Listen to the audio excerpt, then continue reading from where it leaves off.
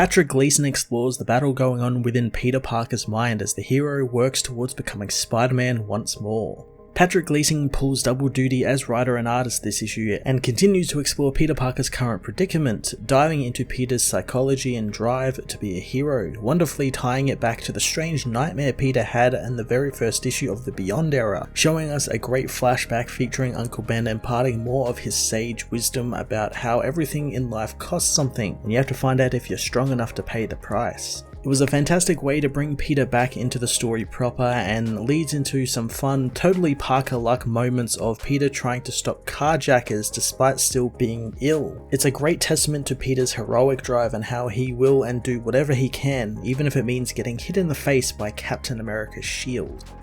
Gleason's artwork for the issue was a wonderfully trippy journey into Peter Parker's mind, featuring some cool bits of imagery like spiders' legs sprouting out of Peter's head and wrapping them around his head like Spider-Man has a grip over Peter's life, as well as the pretty terrifying Spider-Man ghost thing made out of webs that the young Peter Parker sees in his head. On top of that, Gleason captures the smaller moments between Peter and Ben so well, giving the characters some really fantastic emotion. The Amazing Spider-Man issue 83 was a great Peter Parker-centric issue, exploring the hero's need and want to pay the price to be a hero, and the things he'll do in order to ensure he is the one paying that price. I'm going to give this issue a 9 out of 10.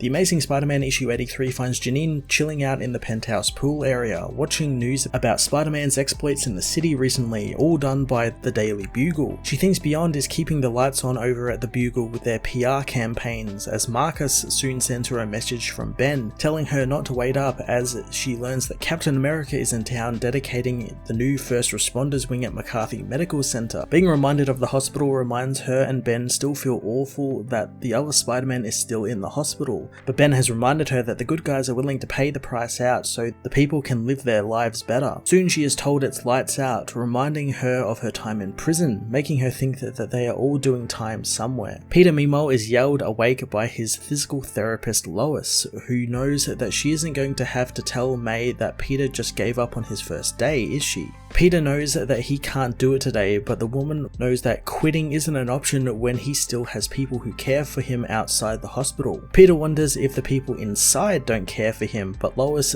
tells him to cut the sass, telling him to push the call button when he's ready to do some work. Peter catches up on his text from MJ, the message left on the ceiling by Felicia, and his messages from May. He soon realizes he must have been pretty doped up on medication since he also went on a spending spree, buying a cosplay Spider-Man costume from eBay. Suddenly he experiences a spider-sense vision of a giant mushroom cloud engulfing the city. He knows ever since the UFOs attacked, his spidey sense has been stabbing further into his mind, warning him of the danger inside him. He plays dumb to the doctors, but he has done the math himself and he knows thanks to his physiology mixing with the radio-volatile gas, it has affected his spider sense, and ever since then it's given it a life of its own, making it painful for him. He knows that ever since Uncle Ben died all those years ago, he has never been able to sit still, but now he would give anything for that. As Peter falls through his own mind, Spider's legs pop out of his head, covering his face as he smashes into the ground. His head cracks open and a being made of pure web leaves from the crack, leaving Peter alone in the snow. Lois meanwhile comes back to find Peter is up and about,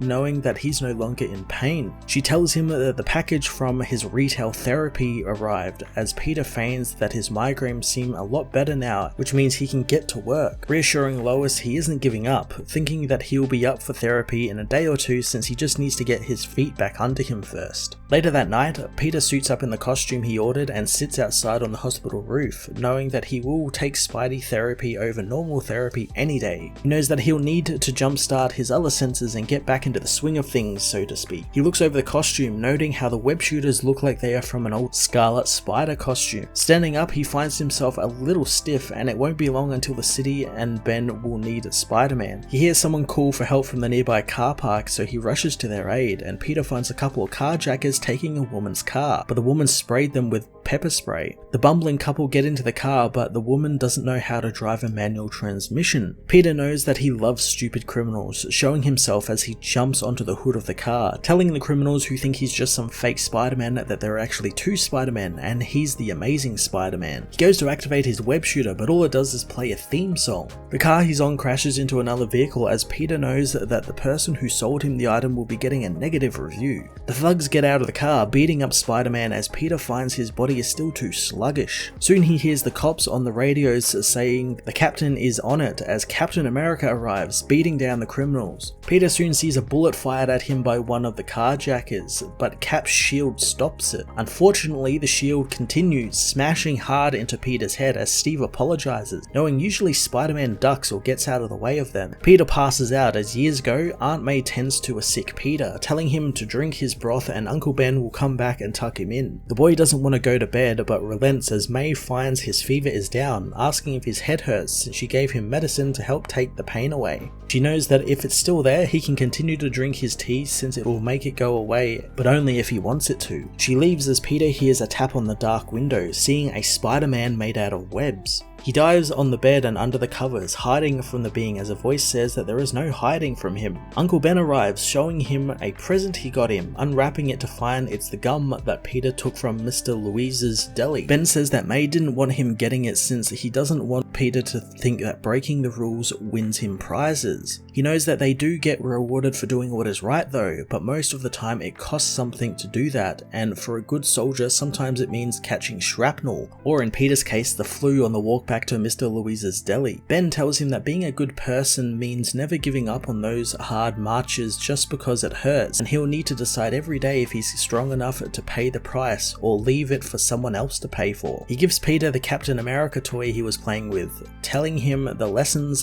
were hard won and he's never going to give up on them, whatever the cost. Peter knows that he won't until the day he dies, as later that night he sits up, calling to the web-headed Spider-Man outside. Knowing while he can't feel the being, he wants to and needs to. The Spider-Man soon appears as Peter says that he can take it and he'll never give up. The Spider-Man engulfs him until Peter explodes out as Spider-Man again, awakening as an adult as he clicks the nurse's button, knowing that he'll never give up.